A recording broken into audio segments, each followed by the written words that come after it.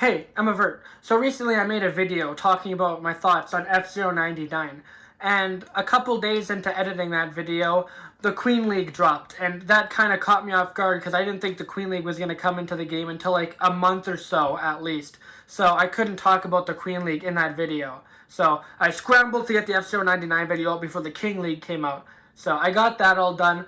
And after the Queen and King League came to F-Zero 99, I made a community post asking people if they wanted to see a video on my thoughts on the Queen and King League, because, I don't want to make a video on the Queen and King League if no one wants to watch it. So I'll see if people want to watch it, then I'll make it if they do. Turns out people did want to see my thoughts on it, so here we are, I guess. I'm not going to be talking about like the gameplay or whatever because I already did that in my video. So I'm just going to be talking about the new tracks introduced to F-Zero 99, so let's just get into it, I guess.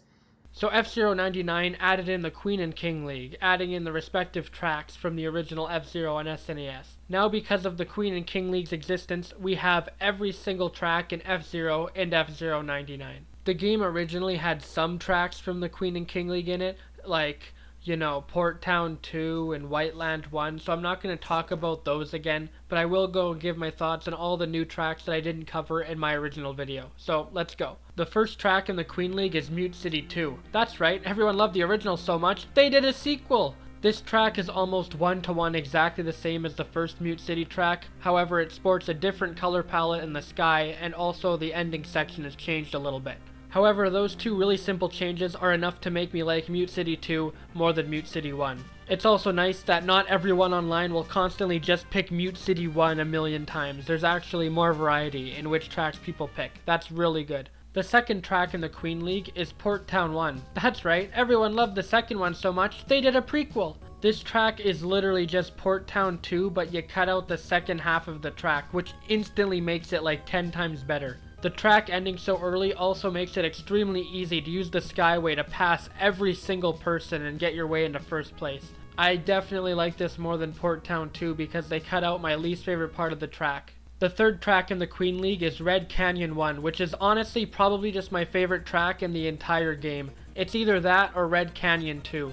This track was already my favorite in F-Zero on SNES, but it's even more fun having 99 people on it.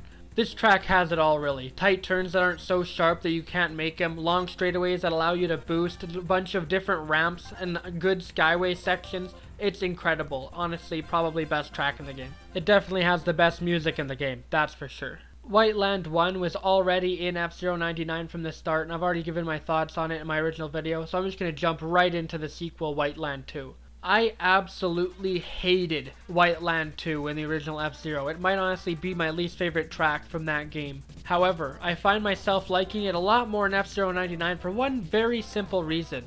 The gap. You see, in the original F-Zero on SNES, that gap was so long that you'd either have to be boosting to get across it, or you would have to be at top speed or really close to it in order to get it across. But in F-Zero 99 they shortened it so it's a lot more generous with allowing you to get across it, which is really nice, especially considering it's the last track of the Grand Prix and if you die here you have to redo the entire thing from the beginning.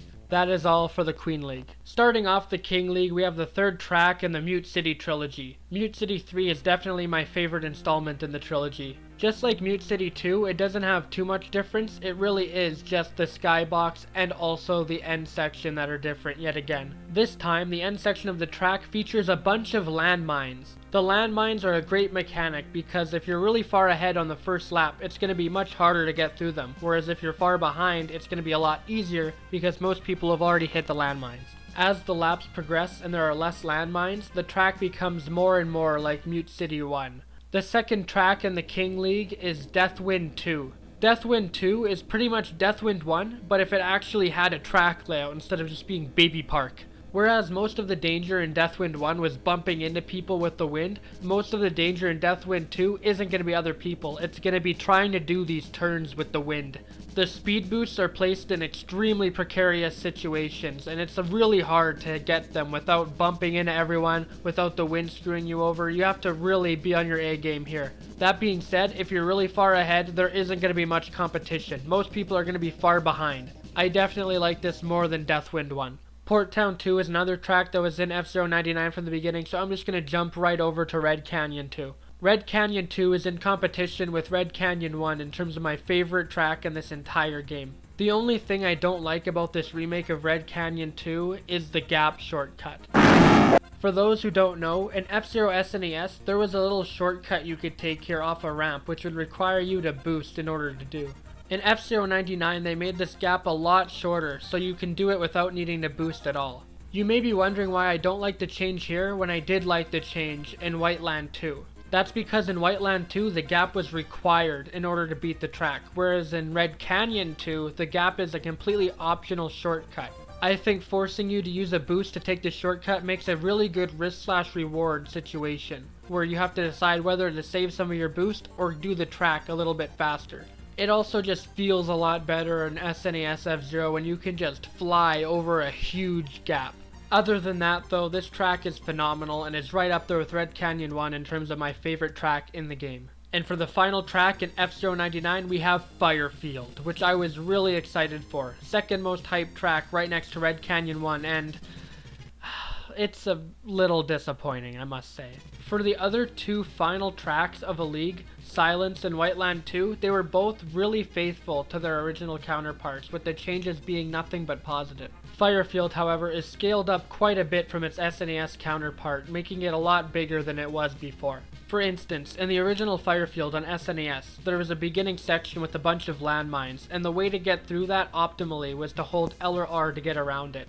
Whereas in F-Zero 99, you don't even need to steer at all to get around them, as you could just drive in a straight line and avoid all of them. The final section in F-Zero on SNES had the refill station, which was like a really tiny, small line. And in F-Zero 99, they made it a lot bigger, so it's much easier to get your boost back. I do not like any of those changes, and I think I like the Firefield and SNES a lot more. Still a good way to end out the game though, but I think that they could have done a better job bringing Firefield back.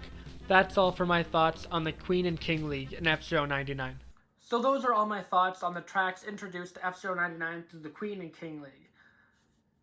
Yeah, that's the video. You know, a lower effort video. I have a big review of Mario Wonder coming out hopefully by the end of the month. That's what I'm shooting for. I don't want it to be a December video, so I'm sprinkling in some lower effort content throughout November. So yeah, hopefully you enjoyed. Hopefully you have a good day. Hopefully I can learn how to do outros, and I'll see you in the next video.